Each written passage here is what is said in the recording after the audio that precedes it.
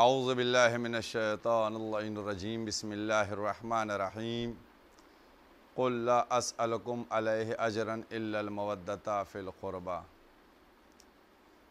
आज हम आपके सामने जो हाज़िर हुए हैं वो दो मौज़ूओं को लेकर, एक चूँकि 15 शाबान की मुनासबत से विलादत बसादत इमाम हसन अलैहिस्सलाम है और जो प्रोग्राम हो उसमें आधा हिस्सा बक़ी से मुताल्लिक़ है, यानी मज़ार हज़रत ज़हरा सलामुल्लाह अलैहा।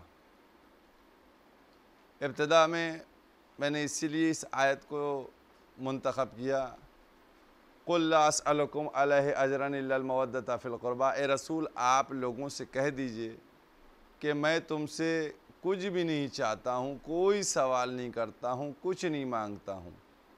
ला अस्अलुकुम, कोई सवाल नहीं करता हूँ, अलैहि अजरन, अज्र के सिलसिले में, जो मैंने मेहनत की है, जो मैंने ज़हमत उठाई है, जो मैंने कांटों पे चला हूँ, पत्थर का, कोई चीज़ नहीं। इल्लल मवद्दता फ़िल क़ुरबा, सिवाय इसके, इल्ला सिवाय इसके कि मेरे अक़रबा से मवद्दत की जाए।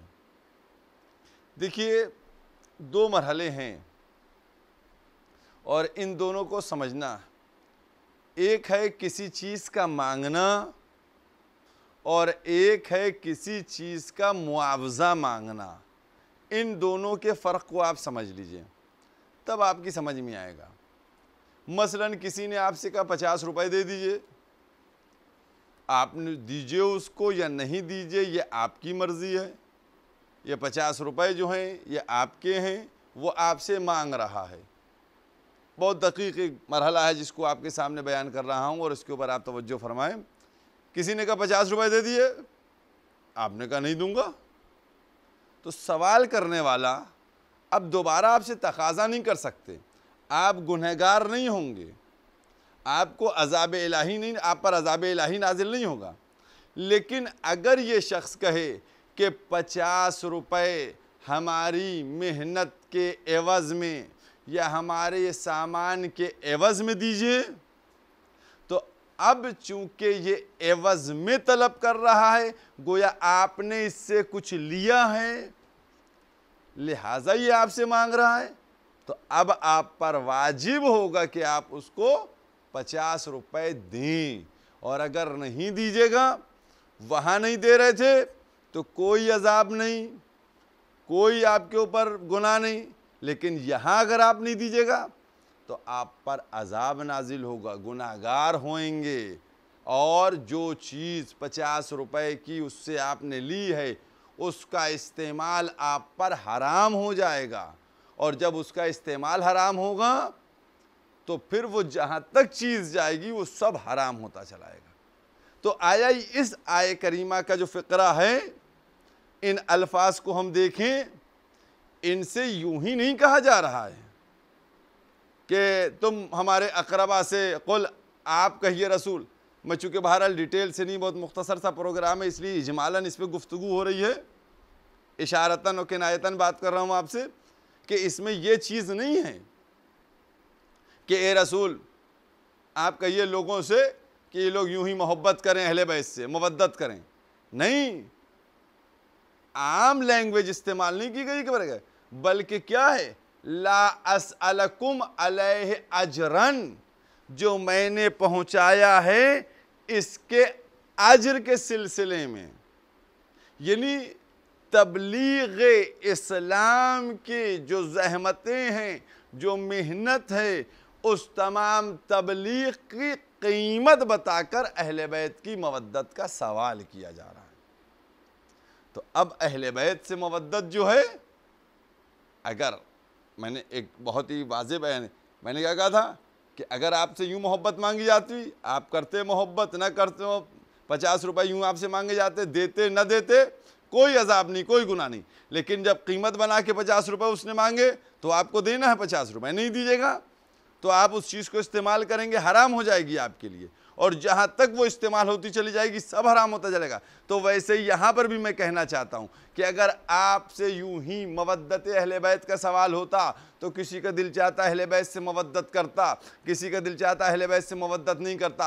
लेकिन अहले बैत की मवद्दत को जो है वो तबलीग रसालत की कीमत बनाकर, मुआवजा बनाकर तलब किया गया है। लिहाजा जो जो इस्लाम लेगा, जो जो नमाज पढ़ेगा, जो जो रोज़ा रखेगा, जो जो हज करेगा, जो जो ज़कात करेगा, उस पर लाजिम है कि वो मोहम्मद पैगंबर इस्लाम की कीमत दे। कीमत क्या है? मवद्दत अहले बैत, यानी मवद्दत अहले बैत आप करिएगा।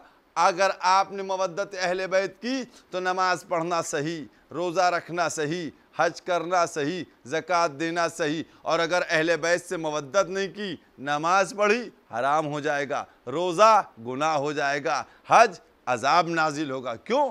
क्योंकि आपने कीमत नहीं दी। तो ये एक मरहला है। तो हमारे लिए, मैंने इब्तिदा में कहा कि चूँकि 2 मासूमों से मुताल्लिक़ ये निस्फ़ सा की जो तकरीर है वह, तो इसमें मैं चाहता हूँ कि तो अहले बैत जो हैं, और इसके लिए कोई इख्तिलाफ़ नहीं है। आप जाकर जिस भी तफसीर में देखें, मैं तशय्यो की बात ही नहीं कर रहा हूँ, मैं अहले सुन्नत की बात कर रहा हूँ, उनकी तमाम तफसीर में भी जाकर देखें।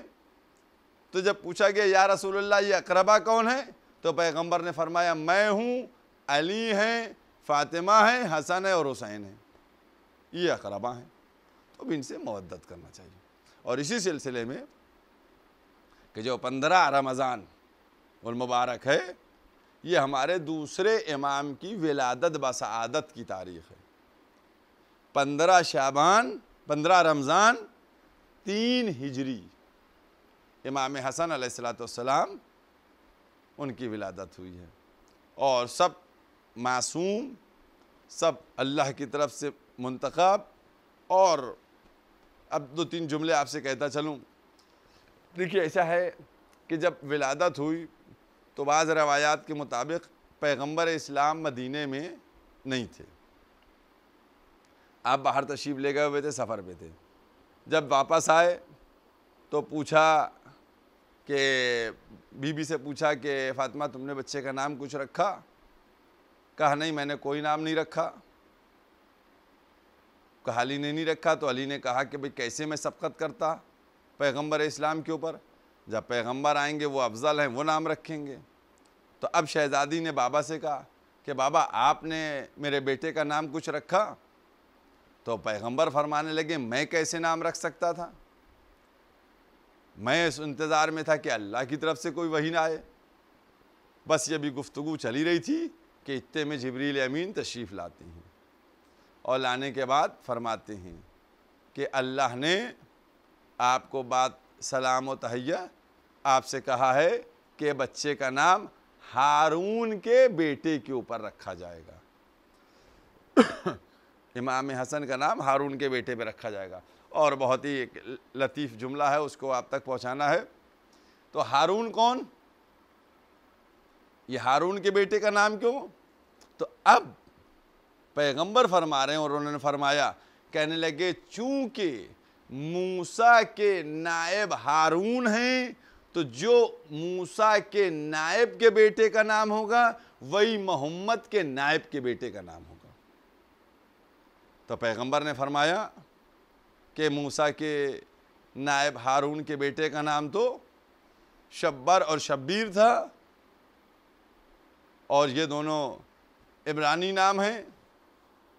तो फिर जिब्रील ने कहा कि अल्लाह ने, और पैगंबर ने फरमाया हम अरब हैं तो हमें अरबी नाम चाहिए हैं। तो फिर कहा कि शब्बर का मतलब हसन है, शब्बीर का मतलब हुसैन हैं। तो इस तरीक़े से नाम रखे गए। और फिर जिब्रील ने कहा कि परवरदिगार आलम ने इन दोनों नामों को पूरे अरब में पोशीदा रखा गया, और इनसे पहले किसी का भी ये नाम नहीं रखा गया था। ये है अज़मत। इमाम हसन अलैहिस्सलाम, इमाम हुसैन अलैहिस्सलाम, ये दोनों नाम इनसे पहले किसी के नहीं रखे गए थे। और इस तरीक़े से जनाब हारून के बेटे के ऊपर ये नाम रखे गए हैं, और इस तरीक़े से ये नाम हुए। और इमाम हसन की जब विलादत हुई तो बहरहाल वो तमाम चीज़ें कि किस तरीक़े से तहनीत और ज़बान का चुसाना और फिर उसके बाद क्या क्या मर्तबे हैं।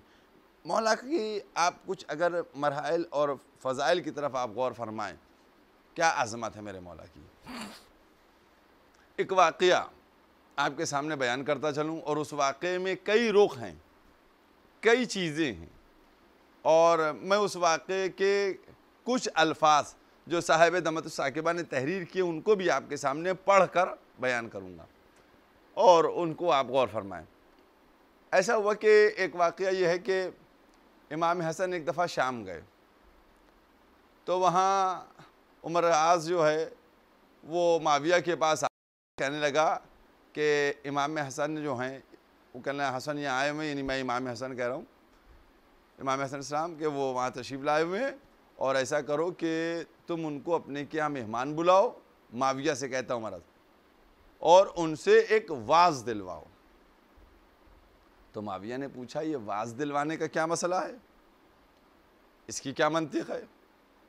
तो वो कहने लगा कि वाज़ हम इसलिए कह रहे हैं इनसे दिलवाओ कि जब अबू ज़र आए थे यहाँ थोड़े से वक्त के लिए और वो वाज़ दे गए थे, बयान कर गए थे कुछ, तो उस वक्त से आज तक, आप अज़मत को देखिए, आज तक सबके दिल में अहले बैत की अज़मत बैठी हुई है। एक तबका है जिसके दिलों में अहले बैत की अज़मत बैठी हुई है, और तुम, माविया से कह रहा हूँ रियाज, कि तुम हसन से वाज़ दिलवाओ, और ये जब मिंबर पे जाएंगे तो चूंकि ये कभी मिंबर पर बैठ के वाज़ इन्होंने नहीं दिया, लिहाजा ये वाज़ दे नहीं पाएंगे, तो लोगों के सामने जो इनकी अज़मत व करामत है ये कम हो जाएगी।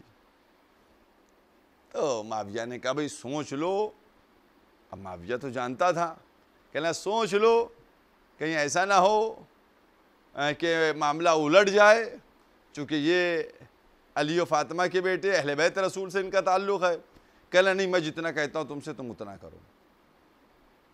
चनांचे इसने ऐलान करवा दिया माविया ने कि कल दरबार में हर औकास व आम आए और इमाम हसन जो है तशरीफ़ ला रहे हैं और आप सब लोग आइएगा। तो पूरे शाम में ऐलान हो गया कि आप लोग आइएगा, और आने के बाद जो है आप तशरीफ़ लाएँ। खैर साहब पूरा मजमा इकट्ठा हो गया, और जब सब लोग इकट्ठा हो गए और सब लोग आ गए, तो अब उस वक्त कुछ लोगों ने कहा कि भाई माविया के जो आमादा किए हुए थे उनमें से कुछ लोगों ने कहा कि भाई ऐसा है कि इमाम हसन से कि कुछ आप वाज़ फरमा दीजिए। तो ये आपसे कुछ जुमले हैं जो मैं आपसे कहना चाहता हूँ, वो ख़ास मेरे मौला के हैं, और चूँकि बहरहाल उनकी विलादत की तारीख़ है, लेकिन हमको, और रमज़ान में हम हैं मौजूद, लिहाजा हमको जुमलों को समझना चाहिए। हमारे पास जो है उर्दू भी सही नहीं अदा होती, उर्दू भी टूटी फूटी उर्दू बोल लेते हैं, नई जुमले की अदायगी हो पाती है, कैसे बारगाह इलाही तक जाएंगे। लिहाजा सलीक़ा हम में नहीं है। यही वजह है कि हम दुआएं मांगते रहते हैं, ज़बान खुश्क होती रहती, दुआ में पूरी होती। सलीक़ा होना चाहिए। तो सलीक़े के लिए हमको अपने मासूम की तरफ जाना पड़ेगा, और मासूम की तरफ जब हम जाएंगे तो फिर हमें उधर रुख करके देखना पड़ेगा। इसलिए मैं चंद जुमले इमाम हसन अलैहिस्सलाम के आपके सामने बयान कर रहा हूँ, ताकि हम इस माह मुबारक रमज़ान में कुछ देखें और समझें कि किस तरीक़े से हमें अल्फाज की अदायगी करना है। अब इमाम हसन मुस्कुराए और फिर उठे और मिंबर पे और फरमाया। अब ये जुमले जो हैं सब साहिब दमत साकिबा ने इमाम हसन के उस खुतबे के नकल किए। जो मुझे पहचानता है सो पहचानता है, जो नहीं पहचानता है मैं उसे बता दूँ। मैं हसन इब्ने अली हूँ, मैं हसन इब्ने फ़ातिमा बिनते रसूल हूँ, मैं फ़र्जंद रसूल हूँ, मैं पिसर नबी हूँ, मैं सिराज मुनीर का बेटा हूँ, मैं बशीर व नज़ीर का बेटा हूँ, मैं रहमतुल लिल आलमीन का बेटा हूँ, मैं रसूल जिन इंस का बेटा हूँ, मैं अफ़ज़ल कौनैन का दिलबंद हूँ, मैं साहिब फ़ज़ाइल का लाल हूँ, मैं साहिब मोजज़ात की ज़ुर्रियत हूँ, मैं अमीरुल मोमिनीन का जिगर गोशा हूँ, मैं वो हूँ जिससे हक़ छीन लिया गया।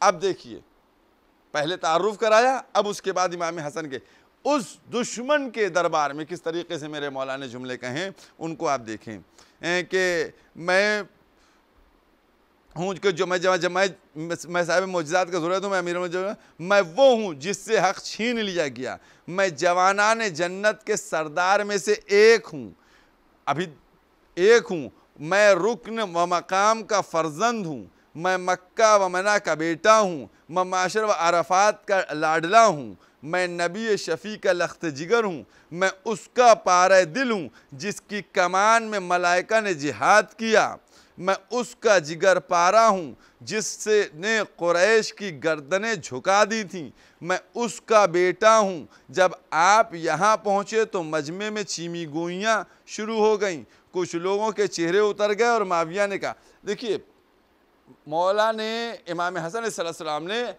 अपने लिए जो तारुफ का और हक़ की बात की, वो मौलाए कायनात से शुरुआत की, मौला के फ़ज़ाइल बयान किए कि जिनके ज़ेर में, जिनके साथ कमान में मलाइका ने किया और जंग की, सारी चीज़ें। क्यों मौला ने इसलिए ये अंदाज़ अख्तियार किया क्योंकि ये वही जगह है जहाँ हज़ारों मिंबरों से मौलाए कायनात के ऊपर गलत तरीके से अल्फाज बयान किए जाते थे। तो मौला चाहते थे, मेरे इमाम हसन अलैहिस्सलाम चाहते थे कि इनको हकीकत से आशना करवा दो कि जिसको तुम बुरा भला कहते हो वो कौन है, उसकी अजमत क्या है, उनका मर्तबा क्या है, ये मरहला है। और जब इमाम हसन अलैहिस्सलाम यहाँ तक पहुँचे तो अब माविया जो है, जो डर था उसको, वो सामने उसके आ गया और कहने लगा कि वाक़ईन ये वही हैं।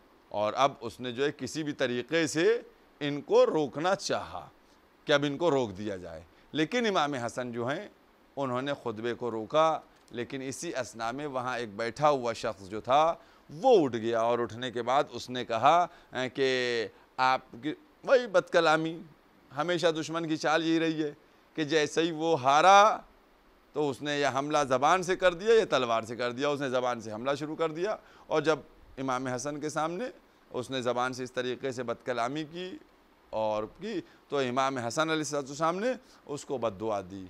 क्या कहा तू औरत बन जा।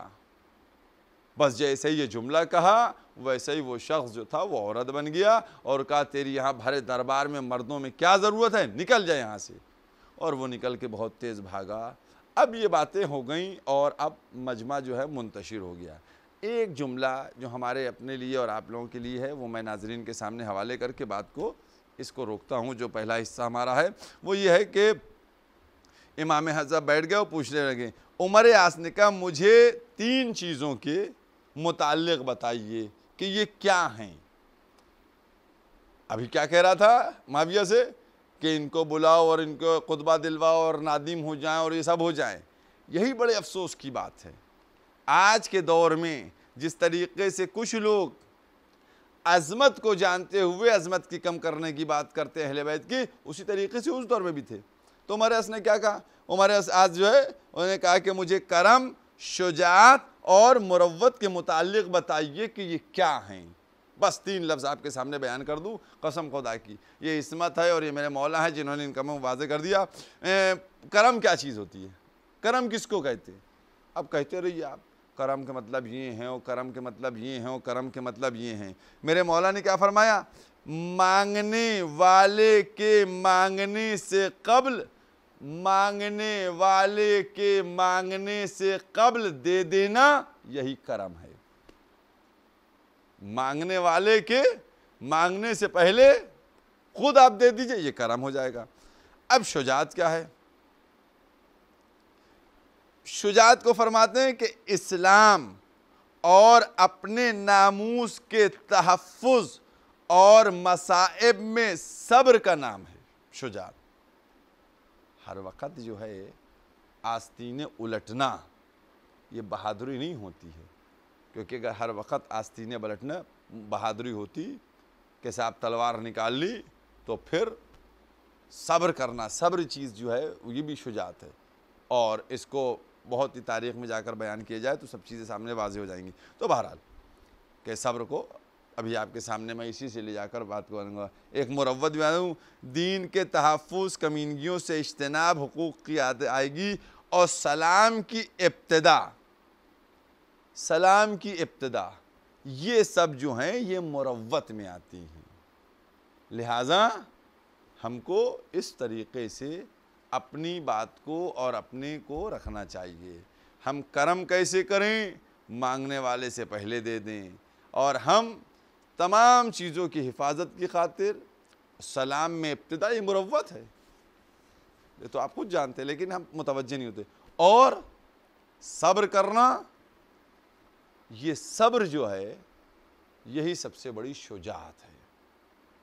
आप गौर कीजिएगा, ये सब्र नहीं तो और क्या था कि जब शहजादी दो आलम के ऊपर जलता हुआ दरवाज़ा गिराया गया, क्या मौला तलवार नहीं निकाल सकते थे? लेकिन सब्र किया। अब कोई सवाल करे मुझसे कि सब्र क्यों किया? सब्र के लिए भी देखिए, हर चीज़ जो है वो मसलहत के तकाजे के तहत होती है। सब्र इसलिए मौला फरमा रहे थे ताकि ये जो बाहर दरवाज़ा जलाने वाले हैं इनका कैरेक्टर भी तो सामने आ जाए, इनका किरदार भी तो सामने आ जाए। क्योंकि अब आज आप देखिए, आज कैरेक्टर देखिए, हज़रत ज़हरा सलामुल्लाह अलैहा के कातिल से मोहब्बत की बात की जाती है, उनसे दोस्ती की बात की जाती है।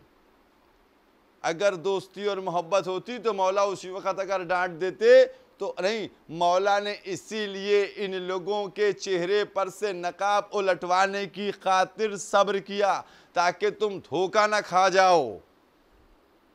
और अब मैं आपके सामने, क्योंकि एक बात आ गई है और उस बात को वाज़े करना बहुत ज़रूरी है, क्योंकि अक्सर ये बात हमारे सामने आती है कि साहब ये जो है मसला है और ये सहाबी हैं और इनकी तौहीन नहीं होना चाहिए और इनको ये नहीं, मैं कभी किसी सहाबी की तौहीन नहीं करने का हामी हूँ।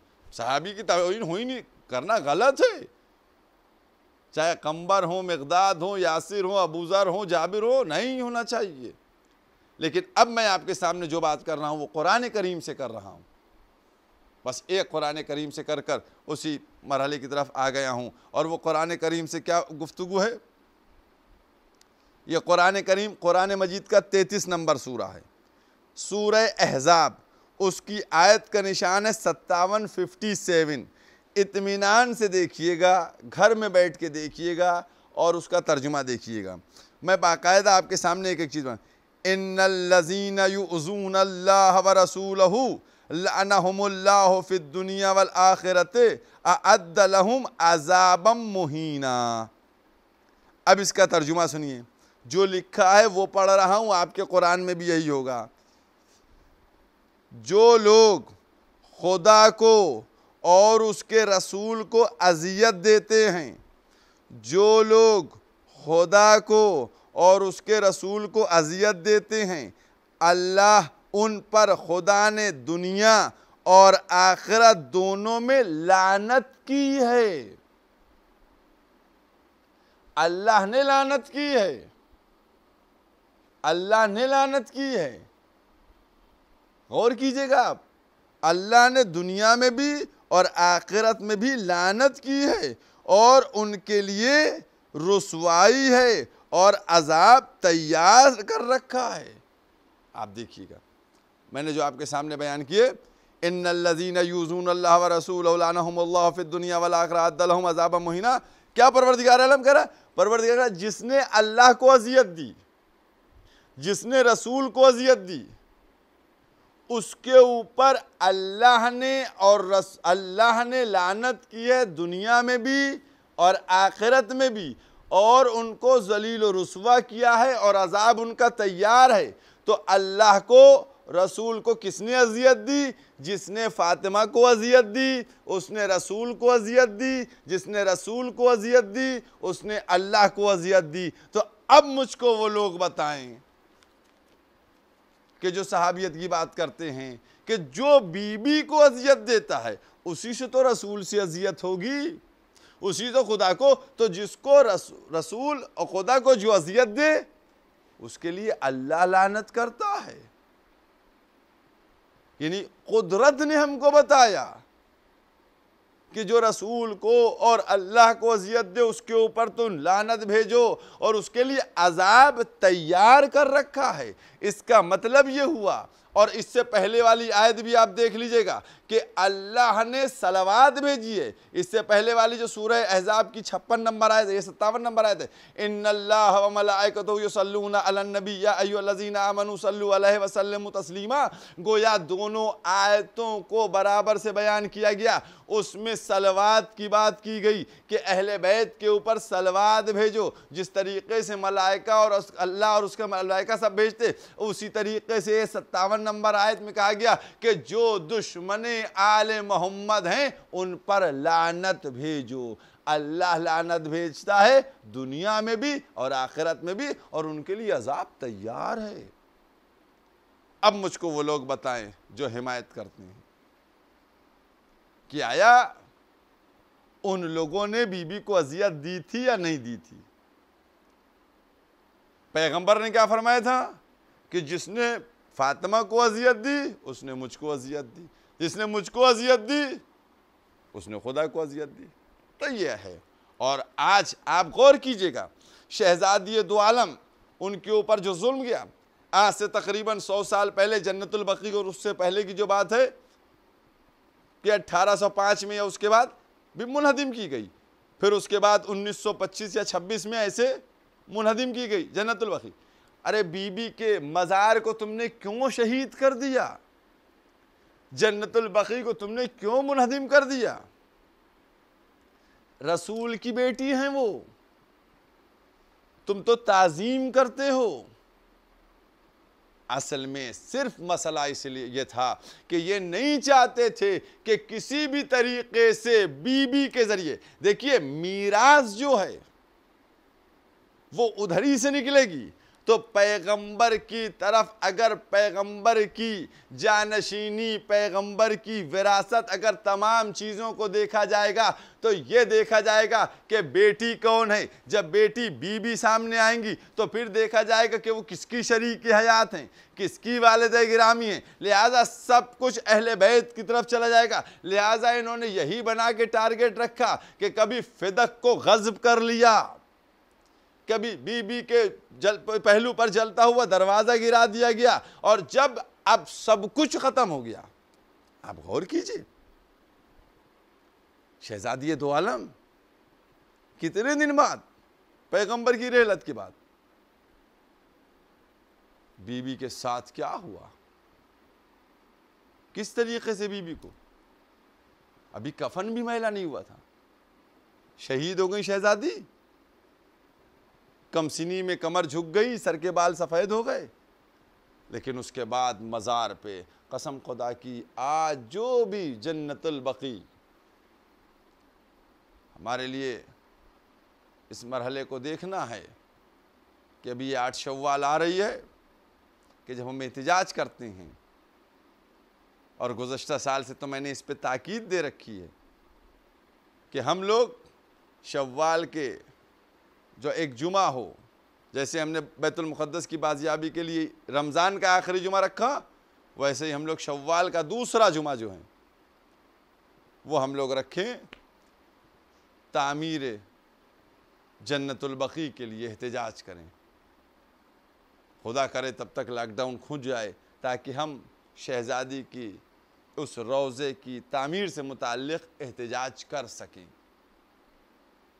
आज हमारे सामने जो जन्नतुल बकी उसकी तामीर है, और अभी एक क्लिप आई है हमारे सामने जो बाज़ लोगों का कहना ये है कि जब से वहाँ ये मरज़, मुहलिक मरज़ वहाँ पहुँचा है, तब से लोग, भाई देखिए मोजिज़ात तो हैं।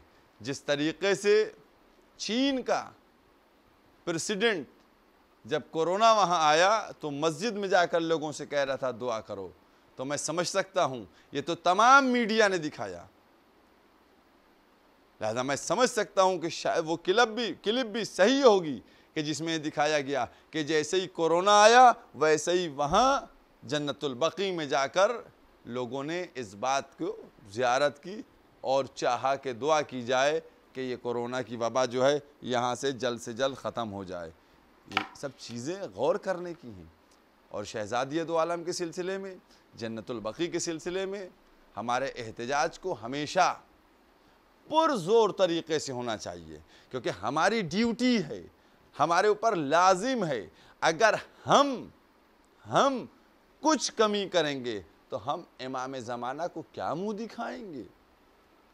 हमें इमाम ज़माना को मुँह दिखाना है, हमें बीबी के सामने सुरखरू होना है, बीबी से कह देना है, बीबी जब जब आपके रोज़े के इन्हिदाम की तारीख़ आई हम खामोश नहीं बैठे, हमने एहतजाज किया है, हमने सदा एहतजाज बुलंद की है, हमने ये दुआएं की हैं कि मेरी शहज़ादी का रोज़ा। आप लोग ख़ुद गौर करके देखिए कि आप लोग तो शब बारात में हर साल अपने बुज़ुर्गों की कब्रों पर हम जाते हैं, जाने के बाद सही करते हैं, चिराग रोशन करते हैं। ज़रा तसव्वुर करके बताइए, जो बकी गया है उसने वो मंज़र देखा होगा, क्या मज़लूमियत है, क्या मज़लूमियत है। बीबी का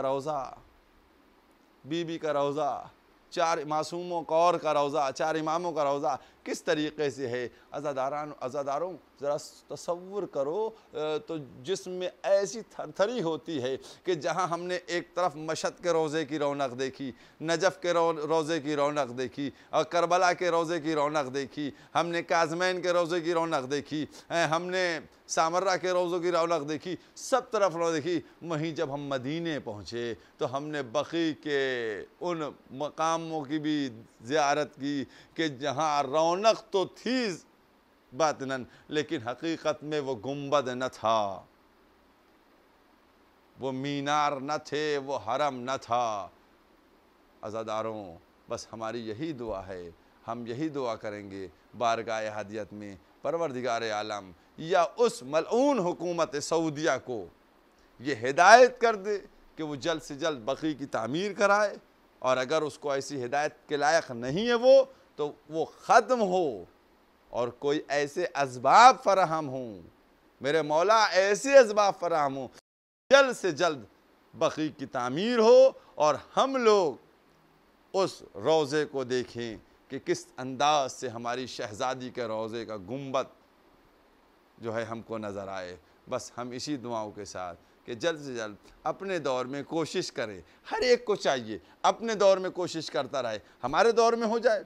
हम इमाम से कहेंगे हम लोगों ने मेहनत की, नहीं आएगा, हमारी औलाद का दौर आएगा, लेकिन इसमें लगे रहना चाहिए कि किसी भी तरह हमारी शहज़ादी के रोज़े पर गुंबद तामीर हो जाए, शहज़ादी का रोज़ा बकी की तामीर जदीद जो है दोबारा से फिर हो जाए। बस यही हमारी दुआएं हैं और आप भी इस दुआओं के साथ व आखिर दावाना अल्हम्दुलिल्लाहि रब्बिल आलमीन।